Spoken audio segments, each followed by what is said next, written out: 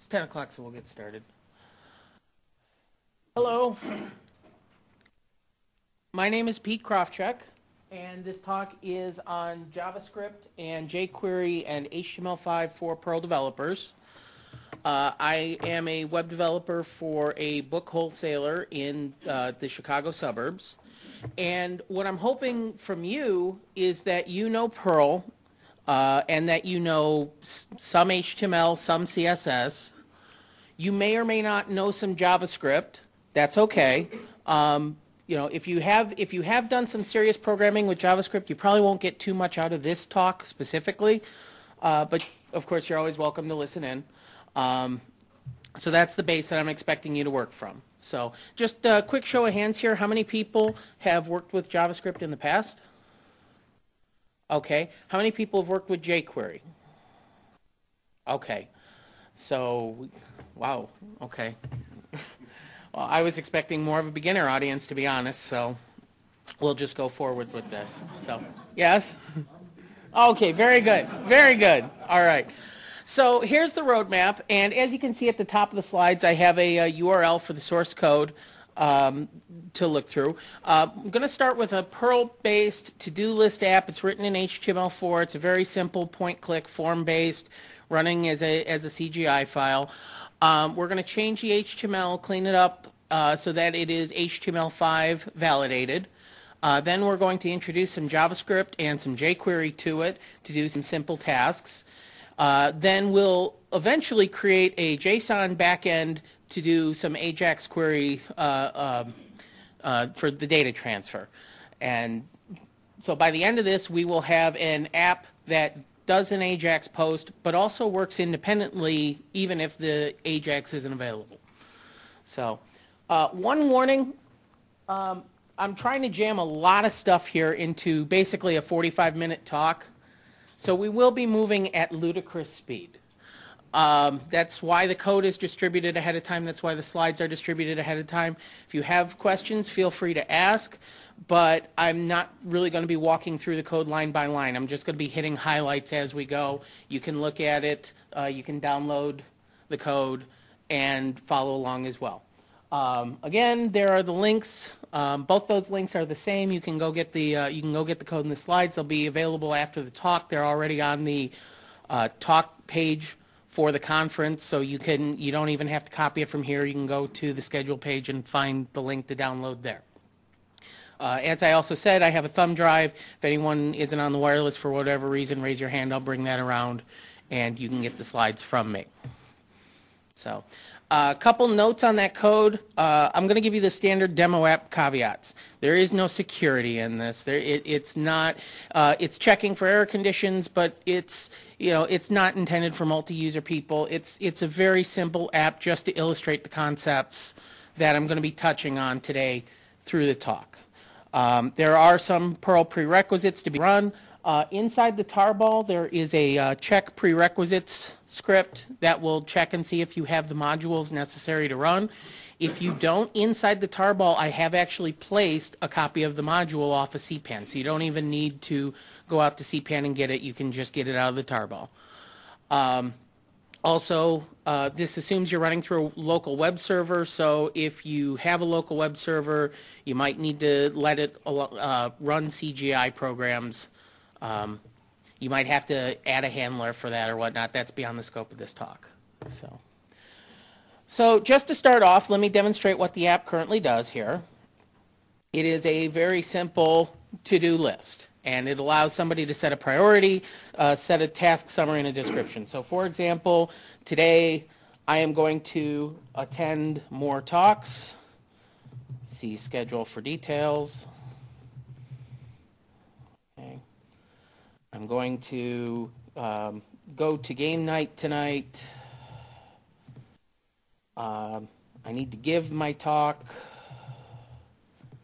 Well, I've completed that. So anytime I make a change on this, there's a sync button on the top and the bottom, so I would have to click that. When I add the tasks, they're added in, but if I make a change, I have to hit the sync button to get back to that. As I said, it's very basic as far as that goes. I also need to finish my YAPC bingo card. And one of the things you can see Whoops, I hit the wrong button. One of the things you can see is I can adjust the priorities, so I can say that game night is less important than finishing my bingo card, for example. So, any questions about the basic functionality? Okay, moving on. So now let's talk about HTML. And how many people here use HTML4 when they're doing web development? By a quick show of hands. How many people have moved on to using XHTML? Okay, not so many. HTML5 does away with a lot of the syntactic sugar that HTML4 and XHTML came up with. Elements have been simplified, tags have been deprecated. It's a lot more about structure than it is about presentation. And valid HTML is more important than ever. Today's browsers, if you have validated HTML, will render in one method. If you have bad tags, if you don't close your tags, if your HTML is invalid in any way, you get put into a compatibility mode which acts in a completely different way. Most major browsers are doing this. It's not just IE. You know, especially don't duplicate. If you have ID attributes on your tags, you can't duplicate them. It causes errors. It causes unpredictable behaviors. You just have to make sure, you have to take care to make sure that you are writing valid HTML. So one other thing is that as HTML5 becomes the standard over HTML4 and XHTML, not everything is available to everyone right away. It's a growing, evolving spec.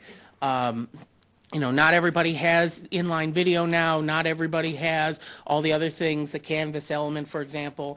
So there's a website that you could use called caniuse.com that will tell you for HTML, for CSS, and for JavaScript what browsers support the features that you're intending to use. And so as you're developing, if you see a new whiz-bang CSS feature and say, man, I'd really like to put that on my website, how's it going to look? You can visit caniuse.com and it'll tell you, okay, well, that's fine in desktop browsers, but mobile Opera just can't handle it, for example. So the first thing to do with a HTML4 app or an XHTML app to change it to HTML5 is we've all lived in this world of doc types where we're specifying a strict or a transitional, giving a URL, and I'm going to bet pretty much nobody here knows those top two by heart. If you're creating a new web page, you're copying, you're pasting that from somewhere, if you actually even bother to do it at all. Now it's just doc type HTML. It's not versioned anymore. You just say in your file, this is an HTML file. In the document header, in regular HTML, we just opened it up with HTML. In XHTML, you had to give an XML namespace, have an XML declaration, all that. You don't have to do that anymore. You can just do the HTML tag. But now in HTML5, it is considered best practice to include the main language that the page was written in.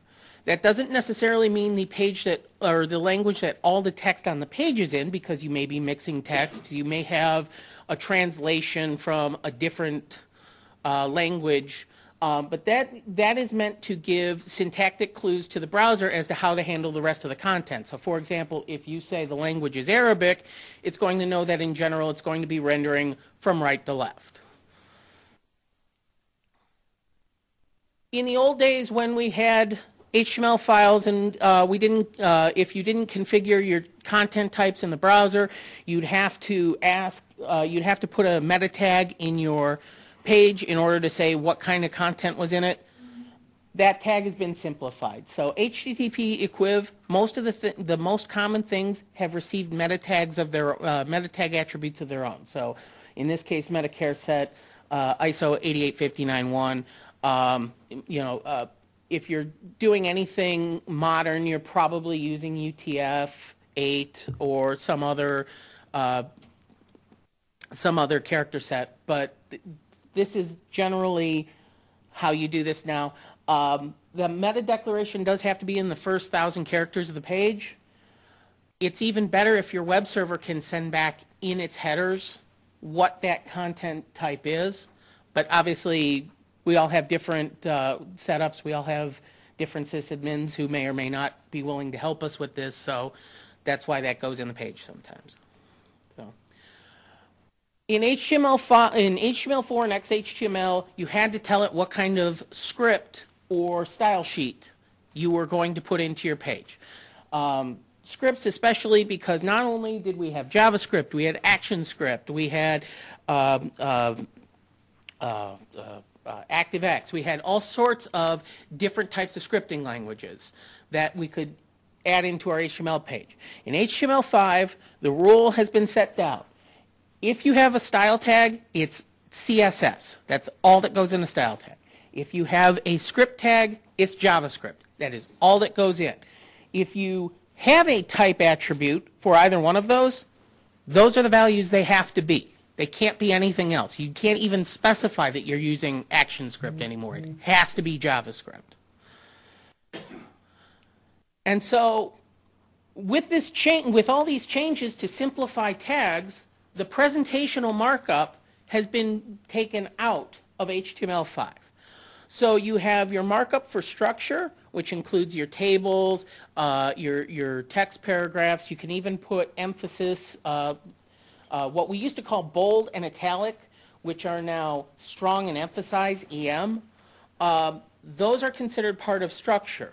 But other things like font tags, those are considered presentation. So these things we don't talk about anymore. There is no font tag. There is no I tag. There is no border attribute. CSS is now used for each one of those. So now you say style equals font, or even better, you make a CSS file that declares all of that information for you.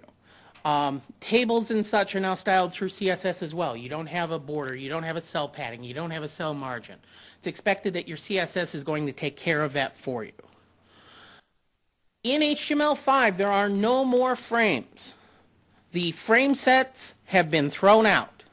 That doesn't mean you can't use them. It just means that when you have frames, you're going back to HTML4 frame set docs, and your pages will not validate 100% if you try putting things like target in.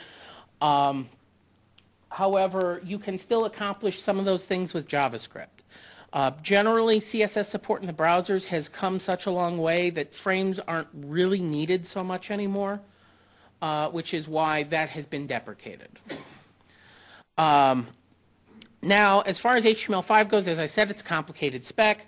Browsers mostly support mixed versions. So what that means is you can make your header changes to HTML5, still have all your HTML4 markup, and the browsers, they'll play along with that. If you still have your font tags in, if you still have your border attributes in, they'll play along with that. It doesn't mean you'll get validated, but at least you can do it in steps in order to migrate up to HTML5. So again, as we talk about different tags, different stylings, bold tags are now called strong, or you put the bold font weight in CSS. Italic is now emphasized, or it goes in CSS. Font tag all goes into CSS. The table is the one that people are, it takes the most getting used to, because instead of throwing an attribute on to see the borders on your table, now you got to style it in CSS. So it's the border collapse is the biggest hurdle that most people have when they start styling tables in CSS, because otherwise you'll get a grid of a lot of cells and it won't actually look like the table that you've come to know. So those are the big things to worry about for HTML4 to HTML5.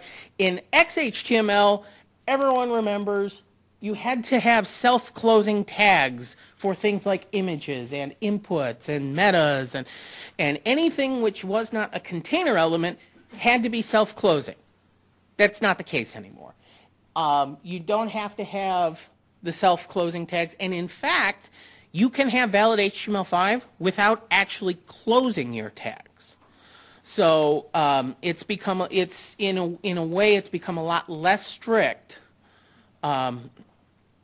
to make a valid page. So now on the CSS side, personally, I do style sheets. I separate my CSS from my structure as much as possible, because that allows me to do this, be as specific and general as I can. Now, what I mean by that is that cascading is the key word here. So if I know that for the most part my tables are all going to have a border, I'm going to create one style for all my tables, has a border, here's the default border. And then I'll go in later and by ID I'll say, all right, this table doesn't get a border, or this table gets a thicker border, or something like that.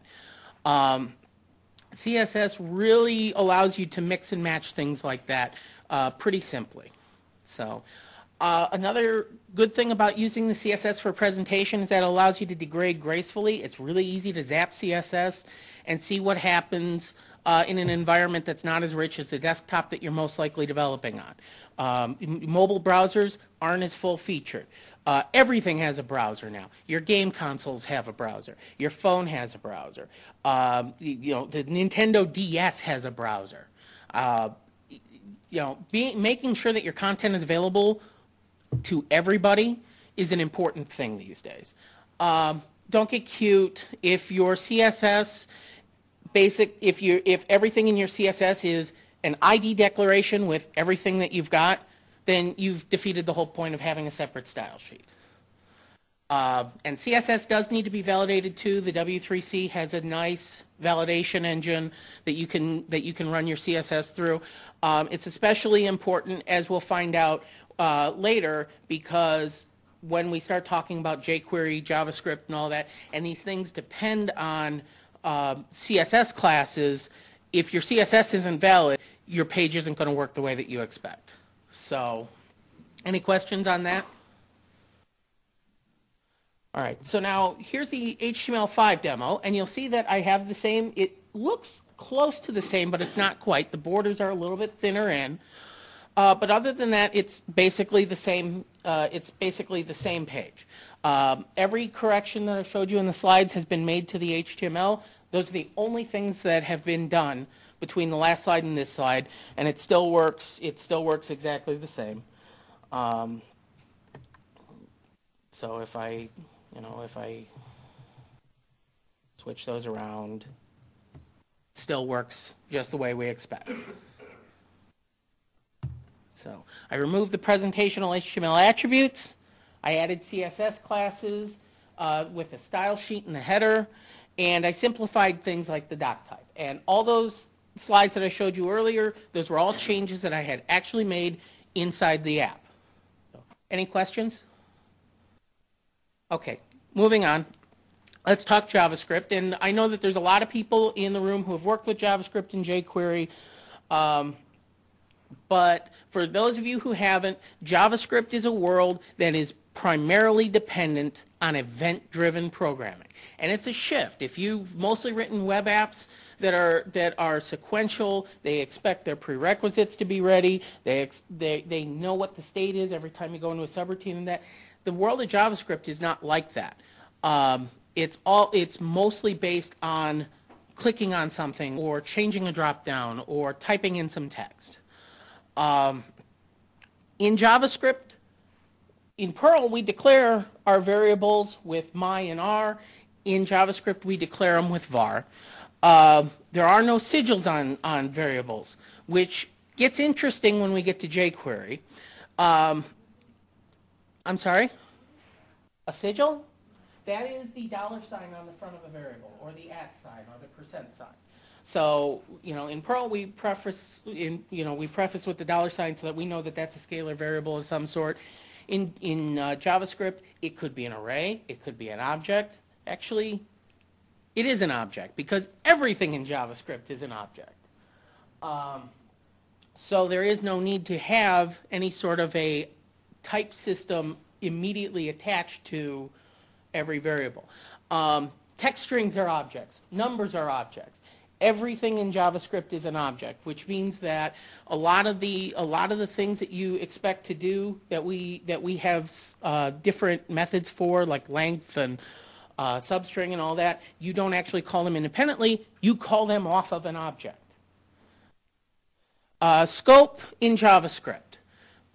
That's by function, not by block. So in Perl, when we write our variables and we have an outer loop and we have a variable up here and then we have an inner loop and we write a my and we use the same variable that was used out there, we know that this is a local copy. In JavaScript, we don't. Everything's by function, not by block. So if I declare a variable inside this block and I use it right afterwards, in Perl, we'd get a complaint. In JavaScript, we don't. It just uses that variable going forward. So, as you go through, as you're learning JavaScript, if you have a good JavaScript console, it's really easy to type in some constructs, see what you get out of it, learn how to do the syntax. It's no different than using a debugger or command line Perl or whatnot. Generally, most browsers these days have a built-in JavaScript console. And they will even let you load up a page and type in whatever JavaScript you want, and that JavaScript will affect the page. So you actually have a built-in environment in your browser in most cases that will let you try out different commands and see what they do. Any questions? Okay. References. I've put these two up here. If you are looking for a JavaScript reference, the JavaScript complete guides are, JavaScript the definitive guide is very good. That's published by O'Reilly. If you're looking for a web-based reference, Mozilla and Microsoft both have JavaScript references. I was unable to find Google's. I know Opera has a couple different ones depending on what you're trying to do. If you Google JavaScript commands, you will generally wind up at a site called W3C Schools. They are not exactly the most reliable when it comes to what the commands are. They will. It's a good place to. It's kind of like Wikipedia. It's a great place to see something and to get an idea of how it might work. But to go get the actual details, you should consult another reference. The other thing that might be helpful on your way to learning JavaScript is Sean Burke went through higher order Perl when it first came out and wrote a companion piece to it called Higher Order JavaScript that goes in the same order and talks about the same programming techniques that were in higher order Perl and applies them to higher order JavaScript. It's an incredible read. Even though it was written a few years ago, it is still, it will alert you to a lot of the gotchas and give you a better idea on how to write good JavaScript code as opposed to just spaghetti on a web page.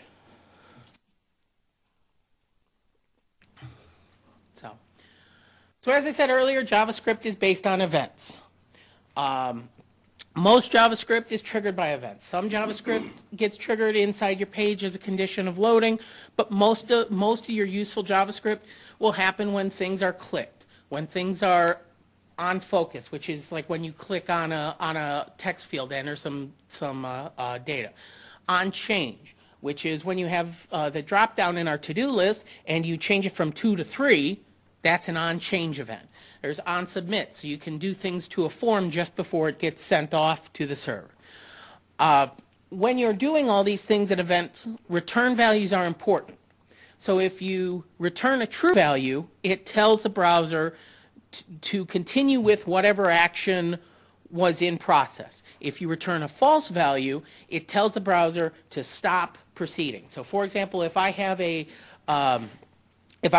link, for example, and I have an on-click event on that link, and I have a JavaScript subroutine that returns false, that subroutine will execute, but then the link won't be followed. Does that make sense? That's useful. That's especially useful when you're doing things like confirmation links, like if you click on something and say, do you really want to leave our website? I don't like it when people do that in a spammy sort of way, but if you're in the middle of, say, a e-commerce situation and you're about to lose your order card or whatever, that's a great use of that sort of technology. Okay. Now, because JavaScript is mostly driven by events, it requires you to think asynchronously. You can't assume that things are in a known state. You can't assume that you're the only thing running, because you can actually have multiple events running at the same time. You know, a good example of that is if I click on a text field, not only have I just registered an on-click event, I've also registered an on-focus event. And you can't be sure which one of those will run first, which one of those will complete first. You have to defensively program here and assume that whatever you're doing, something else could be doing to defend, or something else could be doing something else that will make what you're doing not applicable to the current page. So checking for error conditions, checking for existence is very important in this world. So like I said, avoiding spaghetti in a web page, it's very difficult to do, but it's very important to keep it clean, because trying to debug JavaScript is like trying to nail Jell-O to a tree. It's, you know, even with the debuggers and the built-in browser support and all of that, trying to chase down a rogue bug in JavaScript, it's not always easy. So first of all, now that we've kind of talked about how JavaScript is event-based, let's talk about how do we actually get JavaScript into a web page. Well, there's 4 ways to do it. You can put your JavaScript in a file and then include that file into your HTML. You can inline your JavaScript into the file so that it doesn't actually have to go off and make the call. You can make a JavaScript inline with the actions so that that finally calls off some other JavaScript that you've already defined. Or you can make JavaScript as an actual link by saying that my protocol is JavaScript. It's no different than saying my protocol is mail to or HTTP or anything like that. The browser will interpret that and say, okay, that's JavaScript. I'm just going to execute.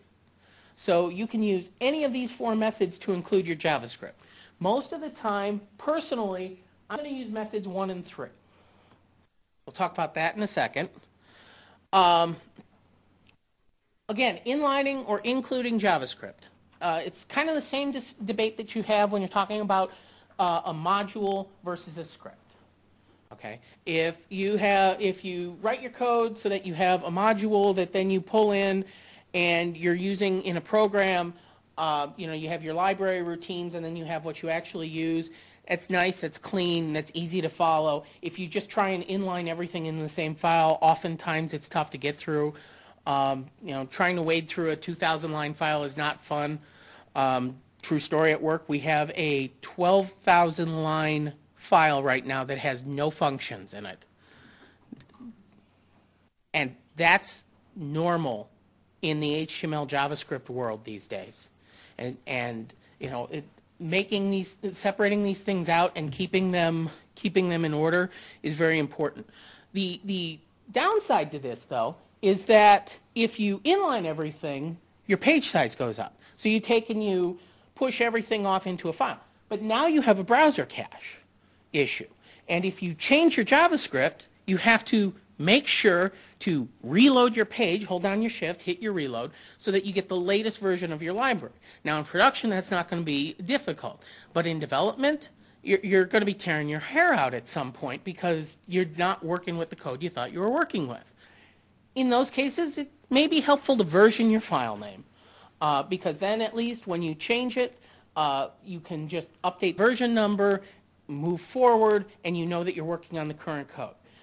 You can use one of the tricks that we use at work is to make an Apache rewrite rule that doesn't matter what the number is, it serves the same file off of disk underneath. So that might be one technique to use in development. Yes. And yeah, these general things work for are good tips for both CSS and JavaScript. Yeah, versioning file names is very important. Yes. A really lazy way to do it is you can put a question mark after like the .js or .css, like v equals blah, and it'll force a reload. It's different than it was before. That's true too. So, but I agree with that, and that's again, you're still versioning the link in some way or another. Right. So, right, exactly. So, my general rules of thumb, as I said, functions go in an include file, or they go in the head, because if I'm writing a 4-line function, JavaScript function for a small web page, I'm not going to make a separate JavaScript file for that. But if I'm dealing with a couple hundred lines of code, you darn right I'm going to make a separate file. Actions go where they're needed. When we get to jQuery, that'll change up a little bit. And as a habit, I shift reload. Versioning your links also gets around any sort of caching issues that you have. So, all right. So in JavaScript, you get some free global variables. Okay. Now, some of these are made as a result of the browser. Some of these are made as a result of your interpreter. The browser gives you a document object. Okay. Your page is represented with a document object model, a DOM, and what that does is every tag inside your page actually becomes an object. Okay, and it's put into a tree hierarchy, and you can fish through the tree and find what you need to change and change it. JavaScript also gives you ways to go and look through the tree so that you don't have to walk the whole thing yourself. So think of the document object that you get as a dispatcher, because you're going to ask it to go find you things, bring them back, and then you're going to do whatever you need to do on it. Okay? You're going to want to do object manipulation, not text. If you're coming from a Perl background, there's a real strong temptation to want to go grab an element, get its HTML, and do a regex to change it, and then drop it back in. Most of the time, that is probably the wrong thing to do. There are easy ways to change values. There are easy ways to change attributes. There are easy ways to do most of the things that in the text processing world we'd be making regexes and substrings and all of that for. So avoid the temptation of direct reference however possible. The browser also has objects, a window object, a screen object, a history object. The window is the actual browser window itself. You can get things out of it like how big the window is right now, where the mouse position is, that sort of thing. Out of the screen object, you can actually get the dimensions of the screen, what the color type is. You can manipulate various things to the window. You can maximize the window by saying, give me the screen width, and then make the browser window the same width. History gets you that eye back into the browser history so that you can see, what page you were coming from, which can be useful if you want to implement a back button inside your page. You can say history.go -1, and it will, whatever the last page is, it'll take you back to that. So there are some other things too, like the most interpreters have a console object that allow you to write out debugging messages and whatnot. There are a lot of default objects that you get in the JavaScript world. A good reference will give you more than just these 5. So. As I mentioned before, the mechanism here, the control mechanism, is based on return values and failure when you're dealing with events. So the biggest thing about JavaScript is that you can only return one thing. Okay?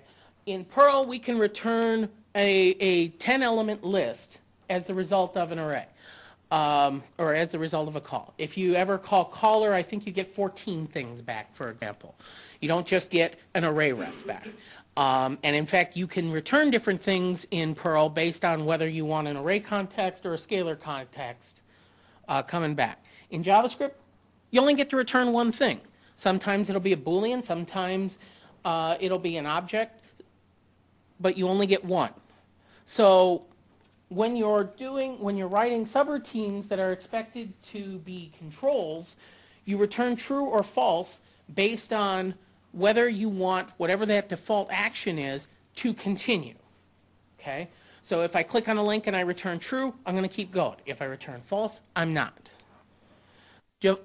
If you write invalid JavaScript, if you have a syntax error, the moment most browsers see that, they stop dead in their tracks. You're not going to get any continued behavior. The failure mode is abort.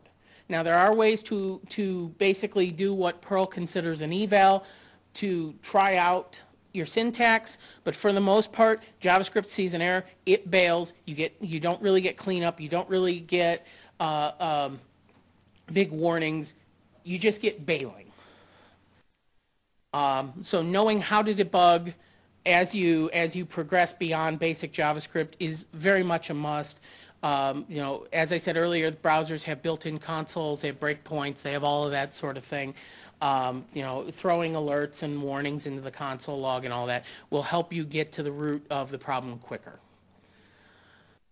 So let's look at some Perl versus some JavaScript.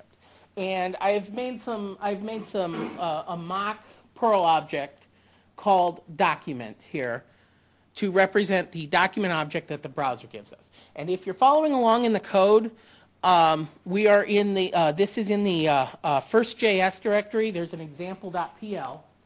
And this Perl code is basically what the Perl equivalent would be to this JavaScript code. So first thing first, we see that subroutines are not declared subs, they're declared functions. After that, in Perl, we go through the argument lists ourselves and assign what we need. In JavaScript, you can do the same thing, but most of the time, when you're declaring a subroutine, you're going to name your parameters at the time that you declare the subroutine.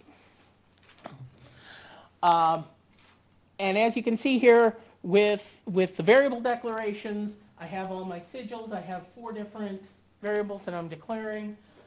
In JavaScript, they're all just var. Okay. In this first one, I'm doing a hash dereference because the incoming E item is actually a, it would be a hash ref in the Perl world. In JavaScript, I'm just going to call it off as a property with a dot instead of an arrow. To call off a function off of an object, in Perl, I'm using the arrow with the parens. In JavaScript, I'm using the dot with the parens. Okay? And you can see in Perl here, if I want to get the length of an array, I'm calling scalar on it. In JavaScript, I'm calling a length method off the array object that was created. Any questions? Okay. So once we get past declaring all those things, we can talk about controllers. So JavaScript has the same while loops as Perl. The break things, or the break controls in JavaScript, instead of being called next and last, are called continue and break. The for loops, regular C-style for loops, work pretty much the same way. You can see I can declare the variable in there, increment like that. Here again, you see an example of array ref in Perl versus an array ref in JavaScript. I'm getting the ith element out of the all selects array, comparing its value, and if so, incrementing and moving on. Okay. However, in Perl, we have for each, which will iterate over an array and give us back whatever is in that position at the array in order for us to do some work on. In JavaScript, you don't get back the element. You can see there's a syntactical difference too. But you don't get back the element. You get back an index to the element. And so as you're going through, if you want the element, you have to specifically ask for it out of the array. It also means that if you're changing your array on the fly, you're dealing with that yourself. The language isn't dealing with that for you. Okay. Again, you can see through here, we have the same sorts of comparison operators. We have equals, we have not equals, we have the greater than, the less than. The first difference in comparison that you see here is that in Perl we say for this letter, if letter EQI. In JavaScript, we just say equal equal. That's because there is no difference in comparison between a string comparison and a number comparison in JavaScript. Except that there is, and I'll get to that in a second. For the most part, though, if you are comparing two things, you are always using equal equal. So that's how, so you don't really have, you can't say compare this as a string as an operator. You would have to cast it to a string in order to do that equality. So here's a quick reference sheet. This is in the slide, so I'm just going to fly through this. The functions, you can see I'm using sub versus function. Conditionals, else if in JavaScript is 2 words, else if. Again, with the for loops, we have the index. Loop controls are next and last versus continue and break. Arrays are objects, not implicit object. Hashes. There's a star on this one. JavaScript does not really have an associative array. Okay? Perl has the hash format. What you do in JavaScript, if you want an associative array, is you make an object with a property.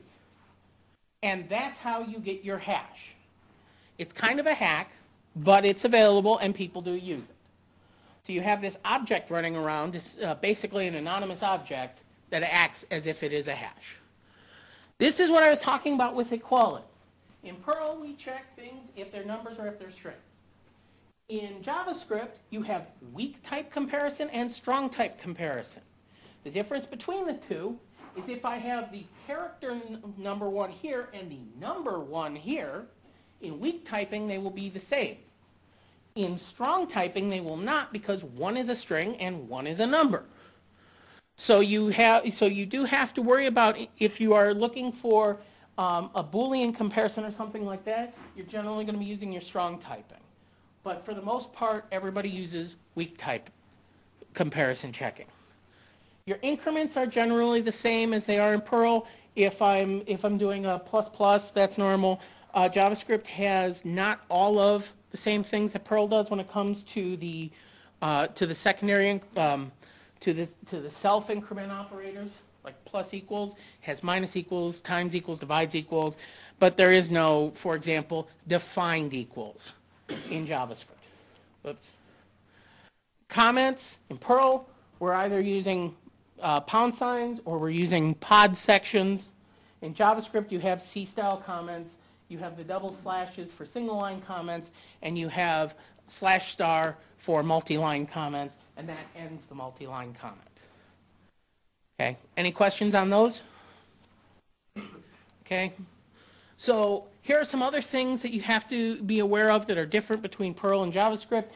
Concatenation. In Perl, I say A.B, and I'm done. Those two things have been concatenated together. In JavaScript, you say A plus B. Well, except that if A is a number and B is a string, it's going to think that you meant numeric plus instead of actual concatenation. So if you have 1 plus A, your result is 1. So therefore, if you're going to concatenate strings, use toString on each side of the plus so that you get the proper concatenation behavior. If you know you're not going to be dealing with numbers, you can shortcut that to the above one, but for the most part, do that where there's any doubt. Print. In Perl, if we want to print something out or write something into a file, we're using print. In JavaScript, we're either going to do a document write or we're going to write something out using a different object. Not print. The function print in JavaScript in most browsers brings up the print dialog so you can print what's on the screen. So if you write a JavaScript program that calls print and you keep getting that pop-up, now you know why. In Perl, if we want to throw a warning, we generally use warn. In JavaScript, there are two different ways of doing this. There's an alert which sends a pop-up window up to the browser so that can be displayed to the user. There's also a console logging facility, so you have a warning, an error, a log, and all those things are available in the browser. Okay? Regular expressions are present. You can match against them. They are not, they are fairly close to Perl compatible, but they're not quite. There are some differences. But for the most part, you can match against a regex. You can pull things out of a regex. So those things are available. You can eval a block, as I said before, except instead of eval, it's called try. And instead of checking the return code, you're catching an error. And if you want to escape out of an eval, you can either die in the eval or you can throw out of a try block. And that throws an exception. And if I want to reference the thing that I was just called against in Perl, I'm generally I'm finding my own self-reference. In JavaScript, I'm calling a foo method.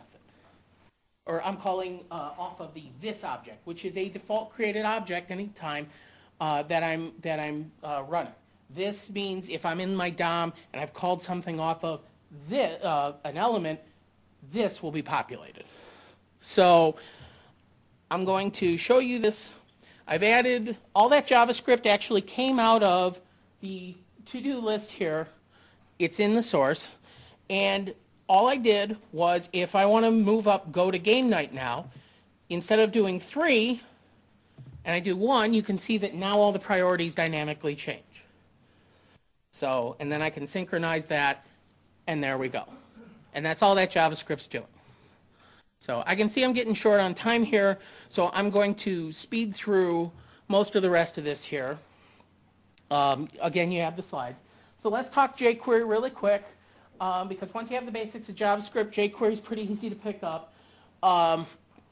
jQuery basically simplifies common dynamic HTML operations.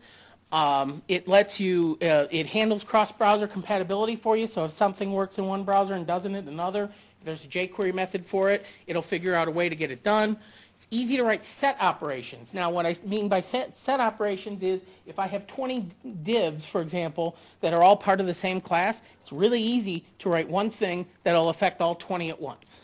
So extensions can be added pretty dynamically so that you can load in and extend it as much as you need. Really, all the frameworks give you this: Prototype, Google Web Tools, YUI, and others. I prefer jQuery. That's what I've been cutting my teeth on. That's what I like. Okay. Everything revolves around an object, $sign.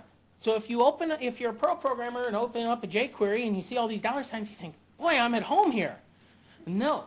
As it turns out, in JavaScript, you can declare a variable that is a symbol of punctuation. So $sign here is actually an object.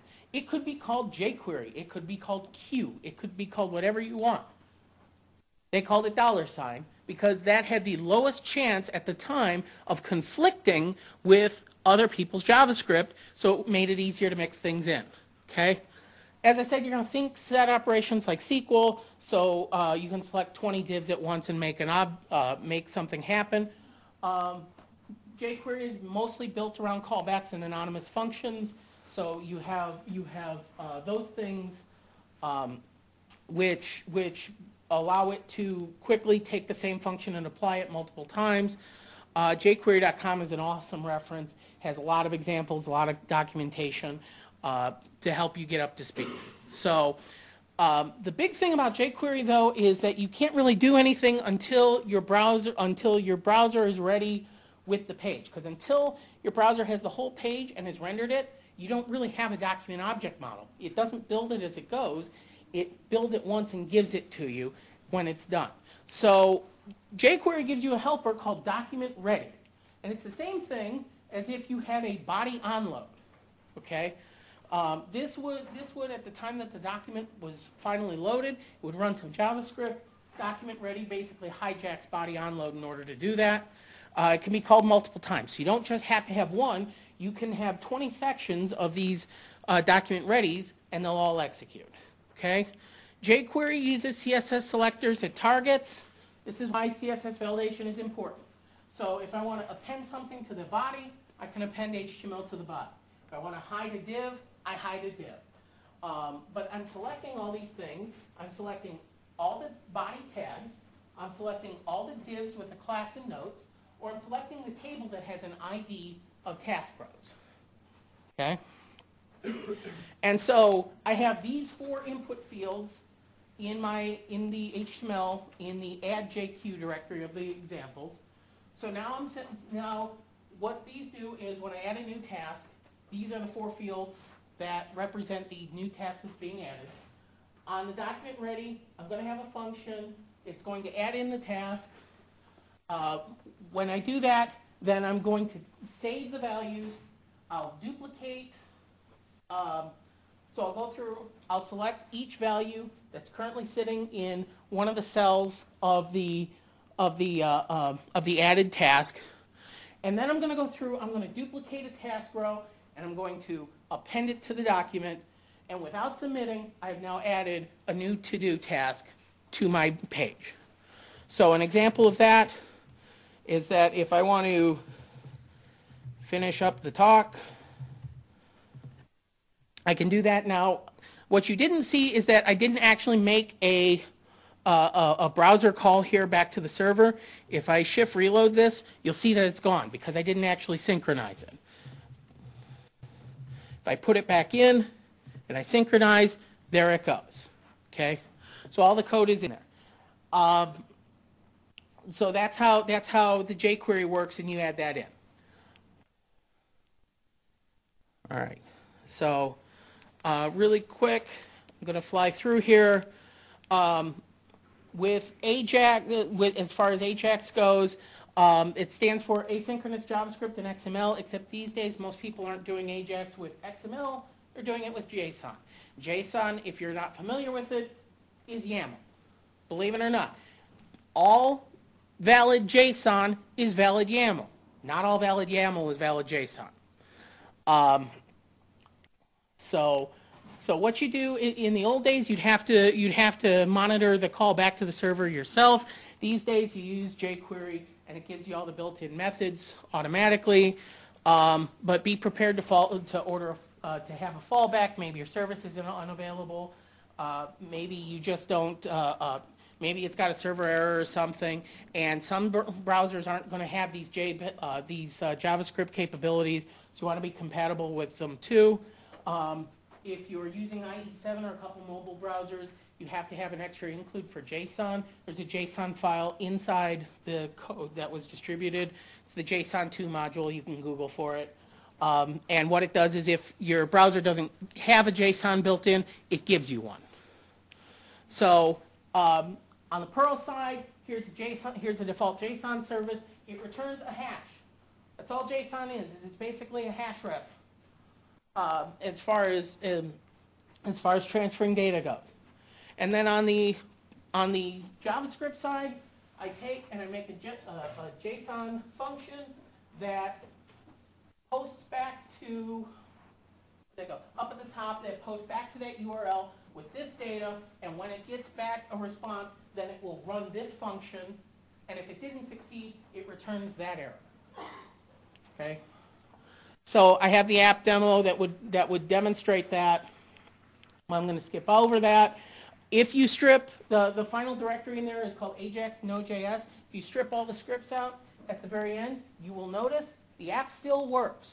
The JavaScript gives you the extra functionality, but it's not 100% required. The app still works without it. You can add pretty much whatever you want from there. It's a good base to get started from. But there's a ton of stuff you can do, but those are the basics of it. Thank you for coming.